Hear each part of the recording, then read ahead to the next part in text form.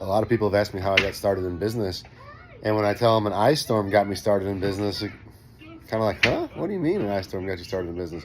Well, there was an ice storm that knocked over so many trees that you had to like have a chainsaw just to drive down the road. You couldn't even get from A to B in town unless you had a chainsaw. There were literally trees down everywhere, and we have overhead power lines all across the city. So the city was out of power for like a week.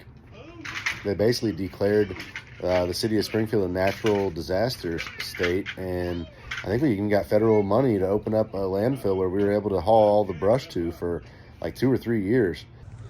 All right, so until I had moved to Springfield, Missouri, I had never seen an ice storm before, but an ice storm allowed me to start my business. This is what an ice storm does. It coats the trees in ice to the point where they'll get so heavy that they'll just fall over. Now, this storm's not nearly that bad as the one that got me started in business, but you get the point. The ice just keeps building up and building up until eventually the weight's so much the tree can't handle it. And it actually builds up even on the grass.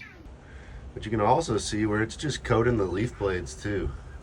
And then of course, the sidewalks and the streets get coated, and it's a pretty dangerous situation. I think we spent the first 2 or 3 years cleaning up ice storm debris, if I'm being honest with you. That's why I became an ISA certified arborist. But yeah, ice storms, for better or worse.